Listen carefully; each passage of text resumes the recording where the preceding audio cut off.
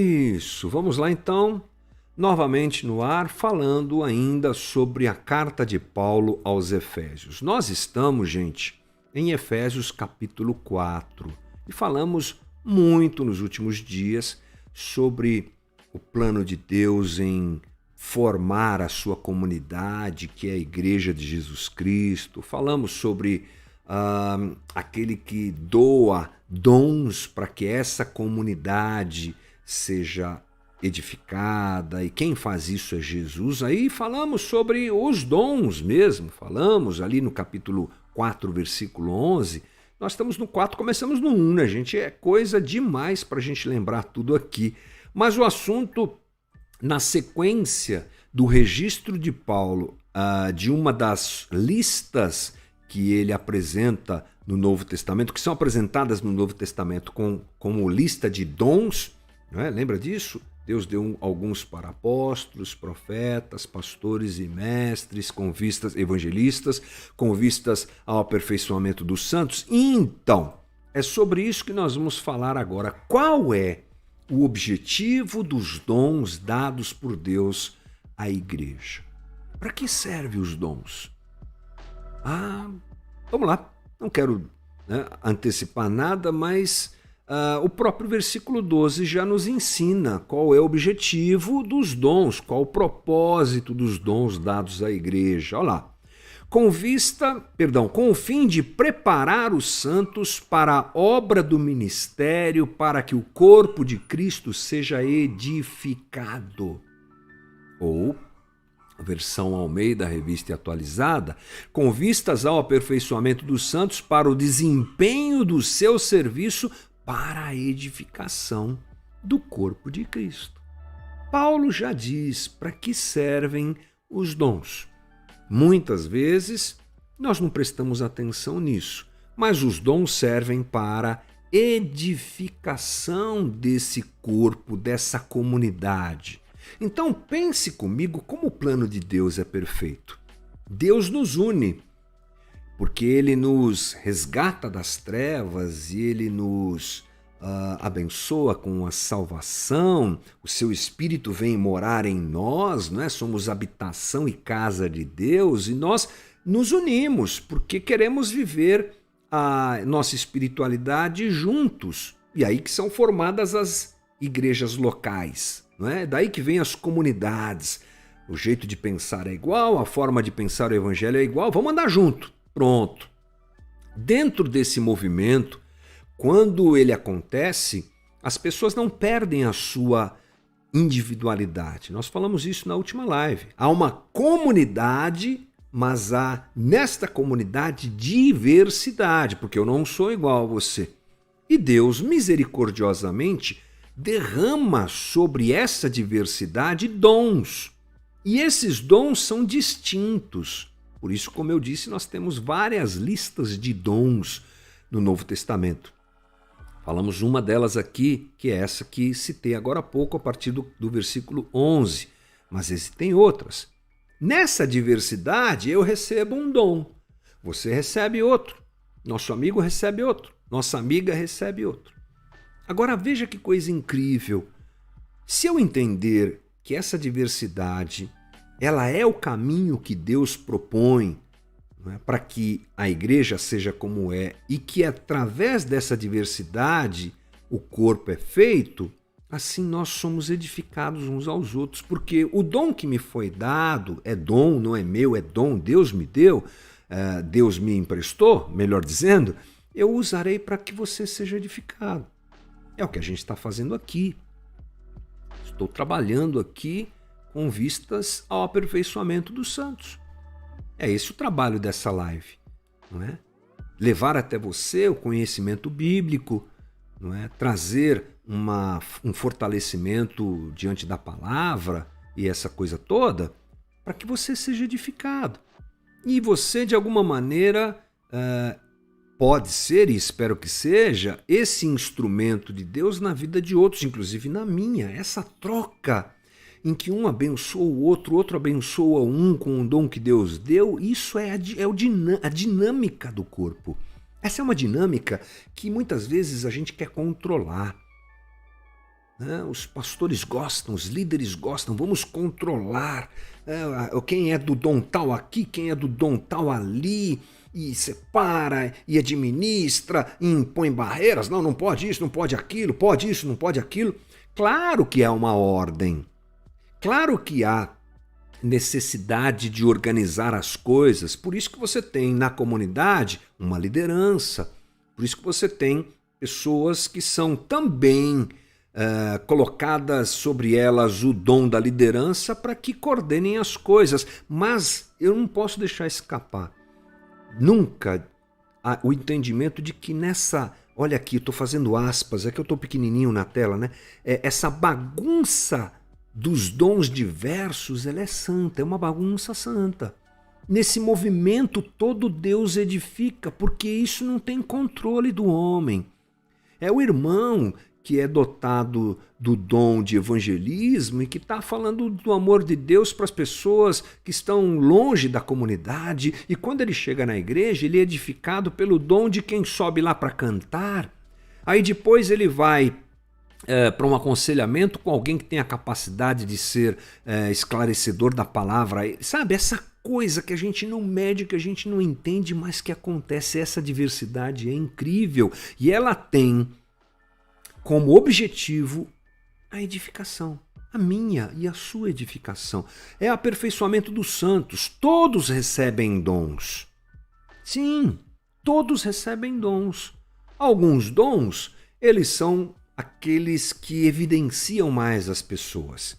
Então você tem o dom, por exemplo, do pastorado, né? E isso inclui a pessoa subir lá num palco e pregar todo domingo, como é o caso da gente na Casa da Rocha Guarulhos. Há uma evidência maior, mas isso não coloca esse dom como um dom mais importante que os demais. Todos os dons são importantes e a comunidade toda é presenteada por Jesus com os dons. Paulo nos diz no versículo 7, a graça foi concedida a cada um de nós, segundo a proporção do dom de Cristo, a cada um de nós.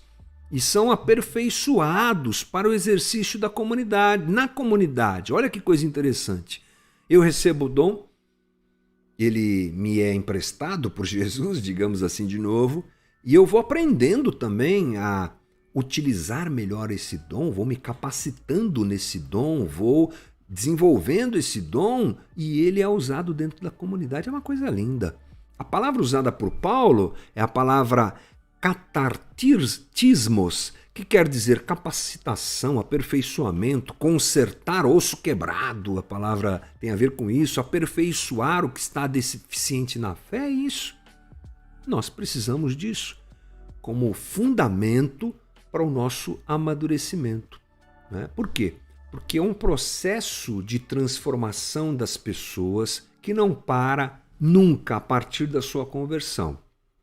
A pessoa que se converte, ela não está pronta, né, gente? Aliás, a gente usa a palavra conversão de forma errada, porque conversão é um processo contínuo. É que a gente tem uma certa dificuldade de achar outro termo para dizer que alguém agora é discípulo de Jesus. Pronto. Então a pessoa se tornou discípulo de Jesus, recebeu Jesus, como a gente costuma dizer, percebeu Jesus e recebeu Jesus como Senhor e Salvador. Ela vai para a igreja, para a comunidade da fé. E dentro da comunidade da fé, ela viverá o processo de metamorfose, de metanoia. Se esse ambiente for saudável, uau! Se esse ambiente for acolhedor, uau! Se essa pessoa que chega cheia de problemas encontra os outros que também são cheios de problema dentro da igreja, mas são inconformados com seus problemas, talvez essa seja uma boa forma da gente pensar na igreja. A igreja é feita de gente cheia de problema, que é inconformada com seus problemas. Aí chega aquele que é cheio de problema. Até então ele era conformado com seus problemas, com seus defeitos, com a sua natureza humana pecaminosa. Ele vai para a igreja porque ele encontrou Jesus ou Jesus o encontrou. Tudo bem? Ele entra nesse ambiente, ele começa a viver esse processo. E aí que os dons chegam. É um que ensina, é um que aconselha, é um que exorta, é o pastor que prega, não é? Os dons vão se manifestando e as pessoas vão sendo edificadas. Isso acontece com a gente. Essa descrição de Paulo enfatiza a importância do corpo em seu próprio desenvolvimento. Olha o que Calvino falou. Estes loucos, aqueles que negligenciam este meio, ou seja, a edificação da igreja pela igreja, esperam ser perfeitos em Cristo, como acontece com os fanáticos que pretendem ser portadores de revelações secretas do Espírito e com os orgulhosos que se satisfazem apenas com a leitura particular das Escrituras e imaginam que não precisam do ministério da igreja. Que paulada de Calvino! Todo mundo precisa. Todo mundo precisa. Uma coisa importante a gente se lembrar que essa lista de dons, ela é a lista de presentes de Deus para nós que nos é dado, nos são dados para a edificação do corpo e não para a exaltação individual. A ideia de que o corpo é um só deve ser vista por nós. Imagine aquelas imagens de um exército, eu estou usando o termo exército só para tentar criar na tua cabeça essa imagem, mas aquele monte de gente com a mesma estatura, todo mundo igualzinho assim, no meio tem um que é maior. Esse que é maior é o Cristo.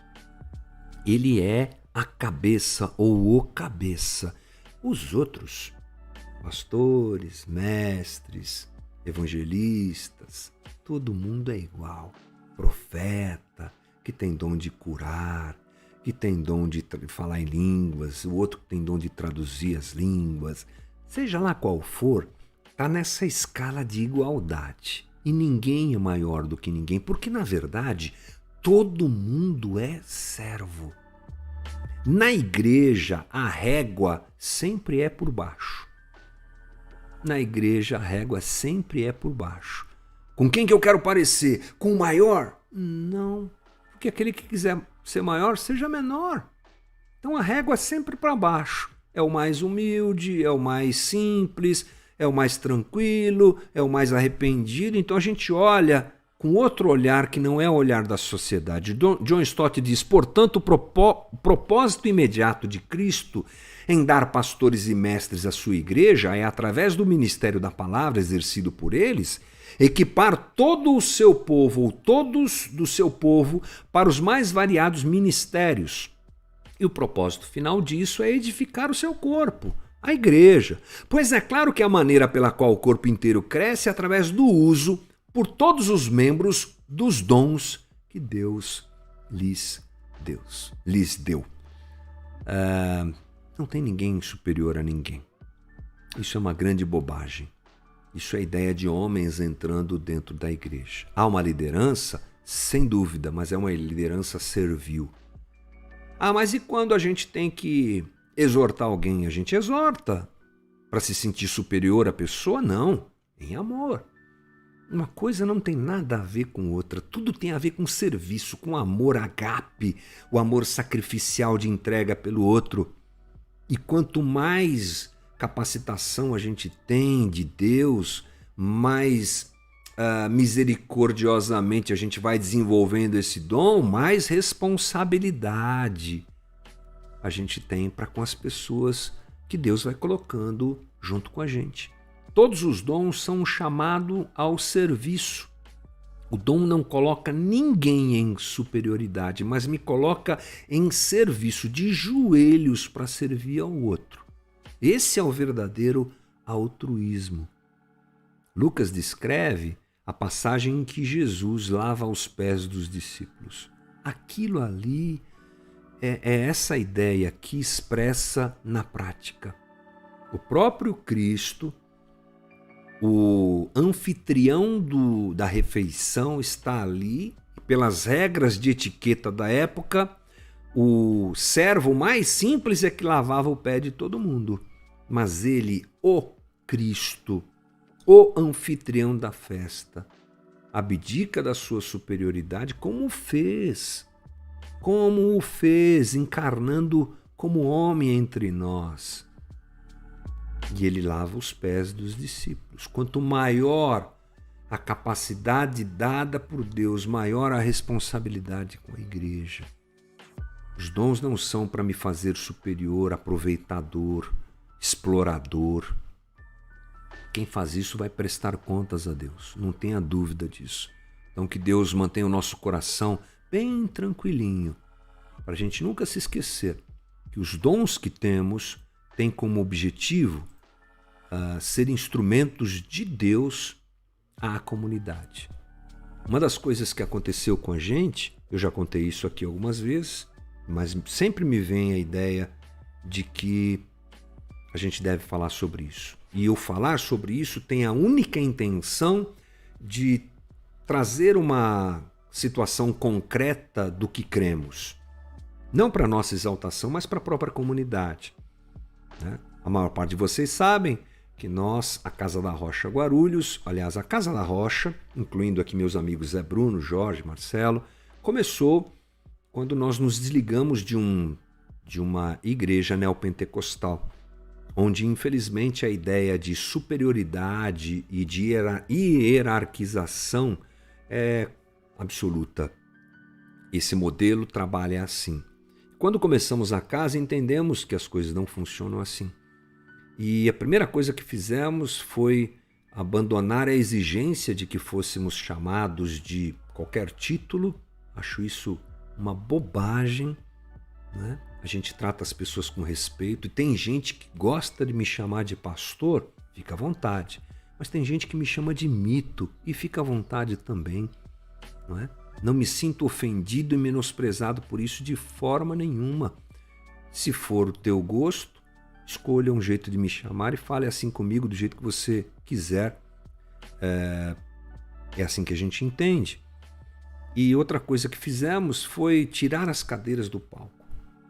Algumas pessoas perguntaram, mas por quê? Porque a gente não precisa ter um lugar de destaque. Não só a gente, ninguém precisa. Não é? Não é uma pregação, e eu preciso colocar isso rapidamente para encerrar a conversa de hoje, não é uma apologia à humildade feita com vistas à exaltação. Tá vendo como a gente é humilde? A gente até não precisa me chamar de pastor. Bispo, então, se chamar de bispo você vai ser multado. A gente brincava falando isso, né? Não é uma ideia de olhe como eu sou humilde. A gente não colocou as cadeiras no palco, mas como nós somos humildes. Não é isso. E quem anda com a gente de boas, acho que já entendeu isso. Mas é um exemplo para a comunidade. Que a gente anda no meio do povo. Que a gente senta nas cadeiras em que as pessoas sentam. Exercemos o nosso papel de liderança? Temos que exercer. Temos que exercer. Com muita alegria e prazer e com muita responsabilidade, custo e peso. Essas duas coisas me fazem estar aqui todo dia para conversar com você. E não estou levantando a mão e dizendo isso, olhem para mim e veja como eu sou humilde. Não. É só um compartilhamento aqui de alguma coisa que a gente diz que a gente deve viver e que a gente tenta ao máximo viver. A gente deseja ao máximo que seja assim. E que seja um exemplo para a comunidade. Para que os que cantam não se achem só porque cantam. E ninguém se ache só porque faz qualquer coisa dentro da comunidade. Mas todo mundo serve. E assim a comunidade vai sendo construída, gente vai sendo edificada, pecadores, não é? Como eu disse, que querem ter a sua vida transformada e não se conformam em ser pecadores, apesar disso não poder ser mudado, você sabe, mas a gente caminha nessa utopia boa de se perseguir, são edificados. Como é bom quando a gente consegue andar assim. Longe da perfeição, completamente. A nossa comunidade nunca foi, nunca será perfeita. Mas a gente está caminhando para viver da melhor maneira possível aquilo que é recomendado pelo texto bíblico. Esse é o nosso Novamente de hoje. Amanhã o papo continua. Bora lá!